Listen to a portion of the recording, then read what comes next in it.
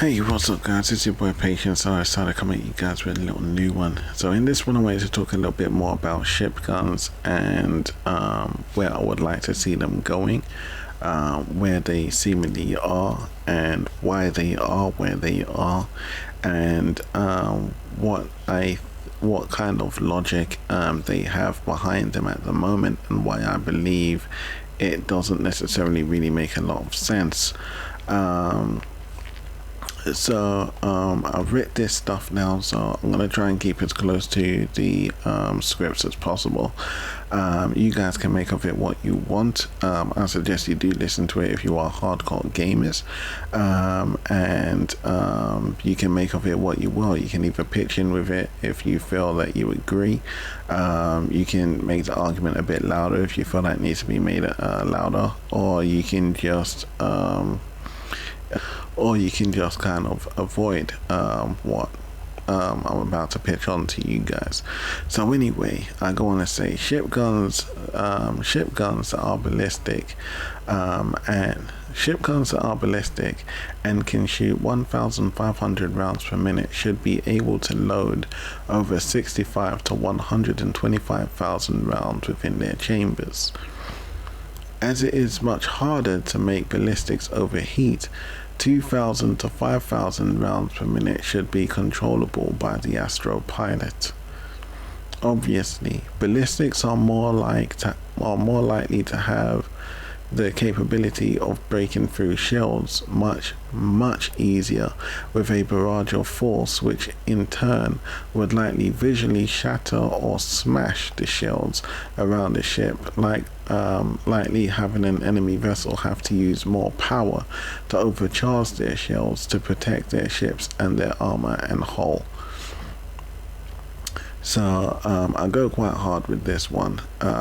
One point is that the guns don't use or are not stocked up well enough, if you ask me. I know some people will be satisfied with what they have. I personally am not.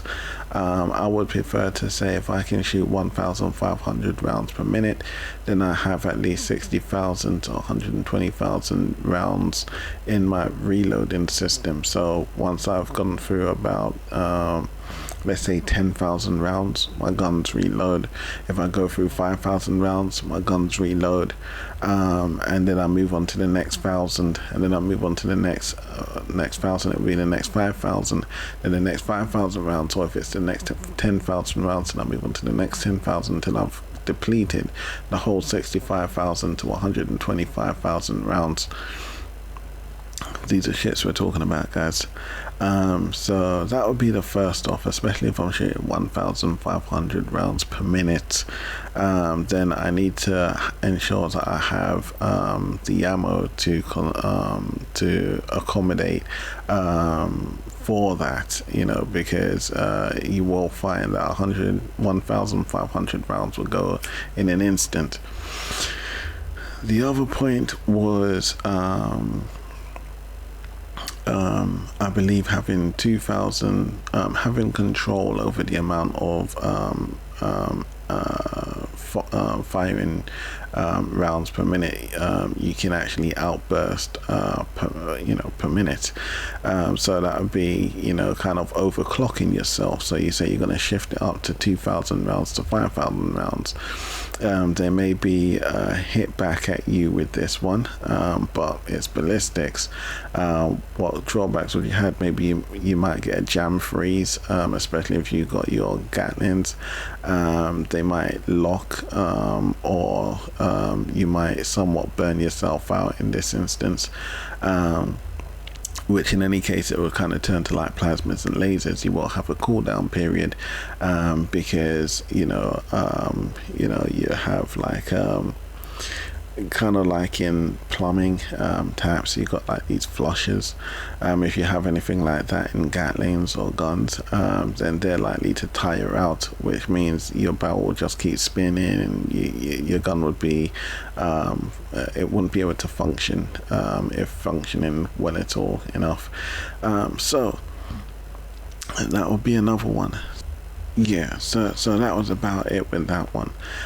Giving more rounds to players and more control to players. That's with ballistics. So I'll move on to the second point.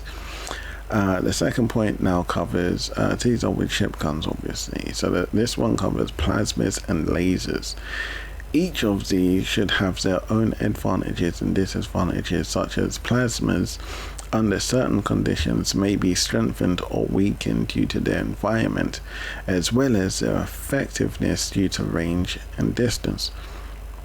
In any case, to keep functionality or to overpower your guns would likely simply mean drawing more power from your power plant, which could come at heavier cost. One being heavier wait times for cooling. Buying anti-freeze tools would be great, but sub-temperatures to immense heat, hence in short periods of time, is more likely going to place a much shorter lifespan upon your firing devices. Lasers too may be affected, as lasers are easily studied, so creating simple defenses to counteract such heated projectiles would not necessarily be so challenging. However, should a player overpower his laser blast or shots so as to concentrate its energy or overheat his opponent's systems, then a hostile would be under serious measures when facing life or death situations. So I kind of got that little bit there slightly jumbled. It's should a player overpower his laser blast or shots so as to concentrate his energy. The reason why he would do that would be to overheat his opponent's component systems or components. So that would be an advantage of the lasers. The disadvantages to both the lasers and the plasmas would be if you do overclock them or you overpower them, or however you want to look at it, then you're going to have crazy wait times for cooling down periods. So they might be quadrupled, I'm guessing slightly more than doubled, so they may be trebled, quadrupled, or it might be like you've got to wait a hell of a lot longer for like a cooldown session, whether a minute or two. It's like putting your guns into a super firing system, isn't it? Maybe even kind of drawing energy from your quantum drives, because these are energy powered systems, so your power plant and potentially your quantum drives. So depending on if this stuff was ever to be possible or if this could be contemplated, then weapons could be a lot more destructive in the future and become a lot more useful rather than having to depend and rely on ballistics. If you go to buy yourself any sort of gun right now, from 322 right the way up to nowadays, and technically from 2.0 to nowadays, because we've been flying ships from the beginning, then the first thing you're going to do is you're going to go running to get yourself ballistics, because they're more effective, they're more dangerous, they sound cool, they look cool. But lasers and plasmas have the potential to sound awesome, look awesome, and be as awesome as ballistics. You just need to have the creativity and the know-how.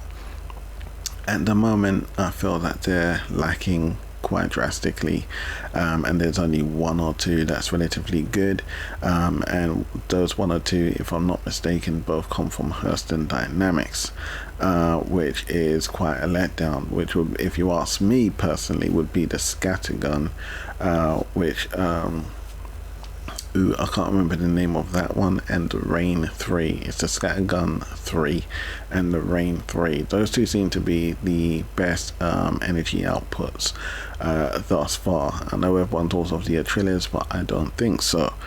So anywho, this is now stepping into how to use your firing devices, not just going in there with your default loadouts, but kind of like saying, okay, I want to distribute more energy to my weapons, which is what I've been trying to get into. Sometimes I kind of like lower my engines and I put more energy to my weapons. I feel like it does give me a little bit more of a kick, but yeah, nothing much.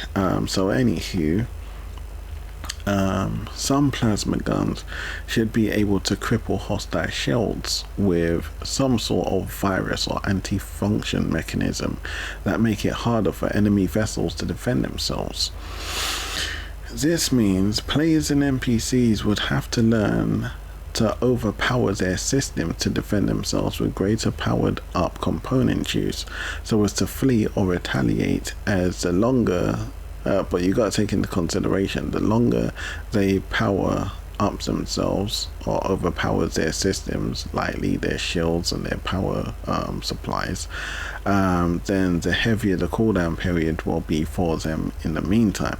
So that's adding more strategy to battle. If a size 1 plasma gun tries to tackle a size 2 shield, that size 1 gun will have a much harder time tackling the size 2 shield, am I right or wrong, than it would have trying to tackle a size 1 shield. If a size 1 gun goes against a size 1 shield, it's going to have an easier time tackling the size 1 than it would have tackling a size 2 shield. Am I correct? But if a size 1 gun holds enough juice, that's incorrect. But if a size 1 gun goes against a size 3 shield, will it be effective at all? Now, I use an example here. Could a tiny battery that you put in your remote control power a power plant or a nuclear farm? Question mark. My point here being is energy is usually generated and understood via the formula of maths, and so you get energy input, you get energy output, and that works for all things. So if you got a plasma gun and you got shields that's distributing an energy field, how much energy is that gun gonna have to use in order to affect that shield?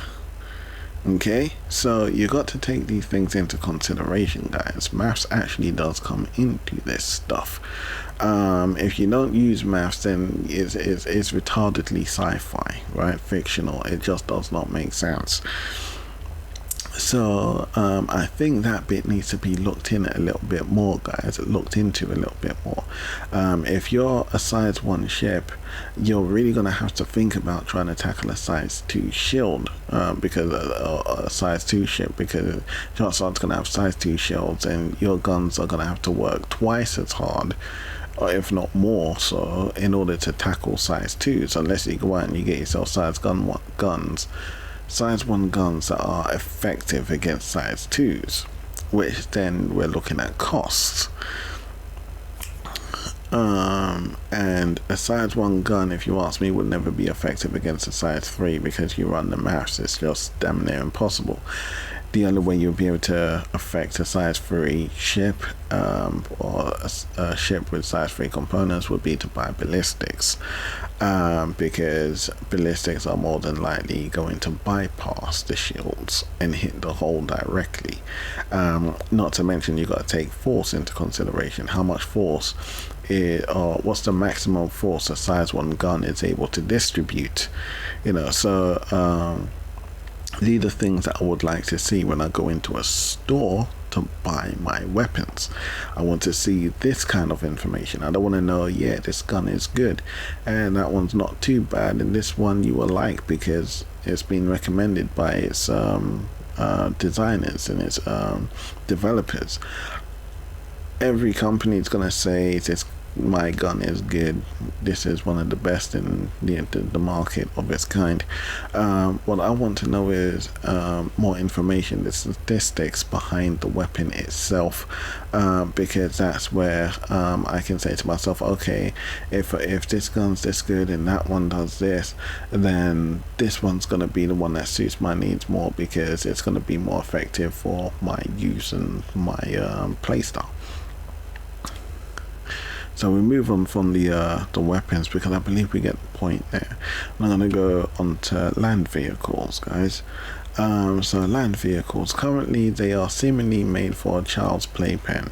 What do I mean by that?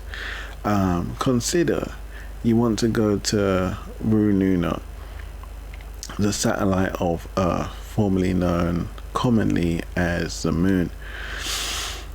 Think, what would the terrain likely be like? And what kinds of obstacles would you more than likely want to avoid?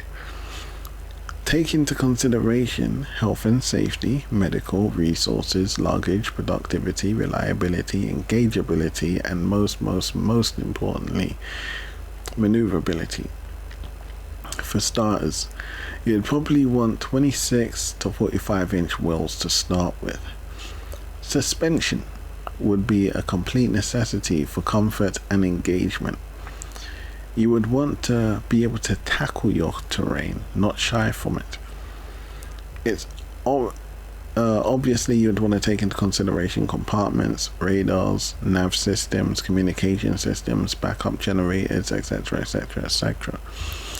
So I recently bought the Rock, and I realized that whenever I go driving around rocks or little kind of boulders, I have a hard time kind of like maneuvering around them. If I touch them, the vehicle is more likely to spin around. I can't seem to drive any faster than 17 meters per second per minute, I can't remember, and 18 was probably the highest that I got. I can probably go a little bit faster if I'm able to maintain that speed driving down a hill or a slope.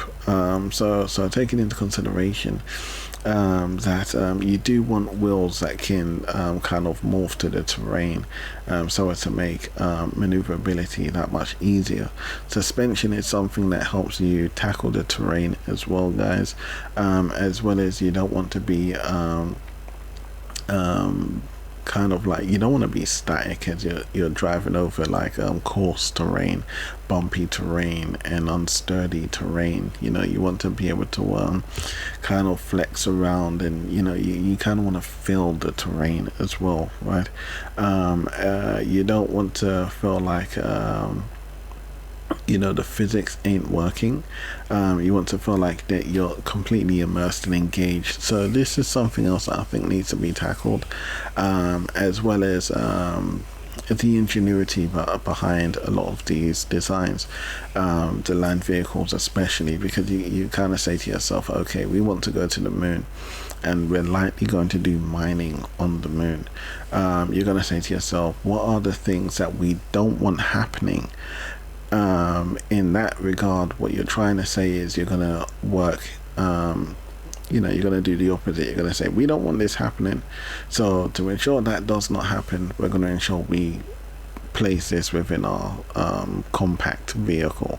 If it's a compact vehicle, you're going to put as much things on or in that vehicle as possible to ensure that the owner has a very user-friendly time when operating that system. You do want them to be able to store food. You want them to be able to store their mining goods, their ores, their deposits as well. Likelihood you're going to want to be able to carry more than what the compact device offers, so you're going to want to be able to attach carriages. So that would be awesome. You want to be able to adjust your speed limit. I notice we do have a tiny issue there with speed, and though we are trying to get faster in the verse, guys, it is horribly slow. Like I said, and I will reiterate and I will state, You don't want to jump to the moon, guys. You want to be able to cruise to the moon within 5 minutes to 20 minutes. You want to be able to do it within a couple of seconds, 5 seconds. The choice should be in the player's hands. You jump across the freaking system, guys, and you would jump to another star system in most cases. Otherwise you use a wormhole. I can honestly state that I'm very satisfied with the skybox that CIG has now implemented into the Stanton system. I have not yet gone over to the Pyro system, and I do really love cruising through the systems and checking out how grand the creativity and the mastery of creativity has developed over the period of years, and it's something that I can't wait to see once reaching nearer to its fruition. You don't want to jump to the moon. You want to cruise to the moon at whatever speed leisurely that a gamer, a player may want to. So these are things that we've got to take into considerations. I would like to see better weapons, better usage of weapons for the ships. I would like to see more diversity. Distortion weapons is a very, if I didn't mention it already, the distortion weapons are something that most certainly need to be taken into consideration. There's only 2 within the size 3 division at least. That can cripple hostile ships. I think that needs to be looked into. First off, both guns are practically identical, guys. When you look over it very briefly, you can't help but run through basic simple math, and they're practically identical. The statistics behind them is very brief, and it's very they're almost like clones, guys. It's like saying, what's another way of saying 1 and 1 is 2? I don't really like that method, guys. So I would like to see a lot more distortion guns, and I would also like to see more diversity within their usage. Ultimately they're going to reach the same goal, but I guess what could be done is certain distortion guns target certain aspects of a hostile vessel, and certain of them specialize in how they are used effectively against certain components. Diversifying things make things a little bit more fun, as well as you could have some that affect the entirety of one's ship. There might be something that you're after, there might be something that you're trying to achieve, or maybe you just want to cripple the entirety of someone's vessel. So these things are things that I think need to be looked into. The maths that go behind the guns, there's no point in shooting 1,500 rounds per minute if you only have so much ammo in your chambers. It just does not make sense. So please look over this stuff, guys. It's stuff that I was really looking forward to. If I was to bring out a few bugs and stuff over in Grim-Hex, the lifts there are horrific. They don't work at all. They're dreadful, and it's been that way for a very long time, and I think players also have influence over that stuff, because I've noticed suspicious behavior over there. Arc Corp too, I've noticed a few glitches with their lifts. Arc Corp and Hurston have glitchy lifts, as well as the lifts are extremely slow. I'm not sure if this is an in-house thing or if this is a glitch, but I know in Grim-Hex the lifts are instant, which I am really fond of. And if I do find any more bugs, I'll be sure to put it out there to let you guys know for sure. But anyway, guys, it is your boy Patient. I hope you like what you be seeing and heard, and if you did, leave those likes and those thumbs and those comments down below, and if you have any queries, guys.